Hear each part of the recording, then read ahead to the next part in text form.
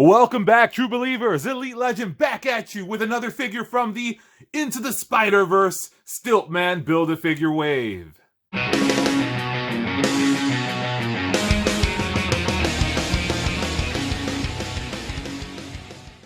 So now we've already seen Miles Morales, Gwen Stacy, and Peter B. Parker. We've also seen, so far, the head, the torso, and shoulder harness for the Stilt-Man Build-A-Figure wave. Now today we are taking a look at the last figure from the Spider-Verse movie. Before we get into the comic characters, today we are taking a look at Marvel's Prowler. Now here we see Prowler on the 360 display. There's a close look at the gadget-filled gauntlets. We see his cape that he uses to glide through the night. This is a character that made his debut in Marvel in 1969. Has been depicted by a few characters, however this is supposed to be based off of the original. Hobie Brown, the uncle of Miles Morales. Let's take a quick look at the articulation. You can see that the figure does use the pinless technology. I went ahead and articulated it for you guys.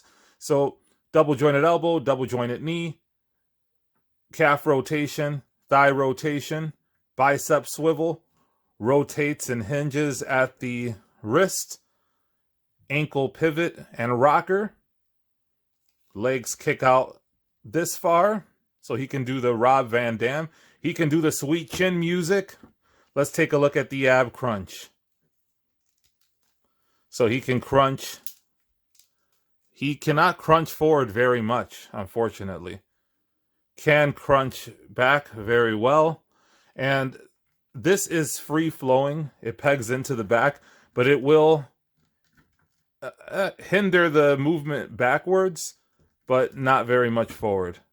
So he does get a good bit of articulation there.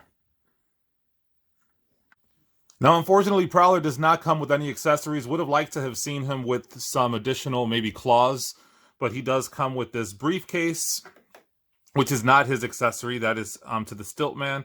Comes with an additional fist for the Stilt-Man, and the right arm with the hand to grip the briefcase.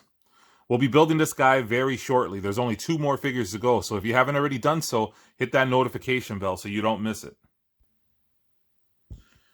If you pop the head off, you can remove the cape. I don't know if you want to do that, but it does give you options. And here we see these Into the Spider-Verse Prowler and the comic book Prowler on the left. Love this comic book Prowler. Here we see the Spider-Verse Prowler wearing the comic book Prowler's cape.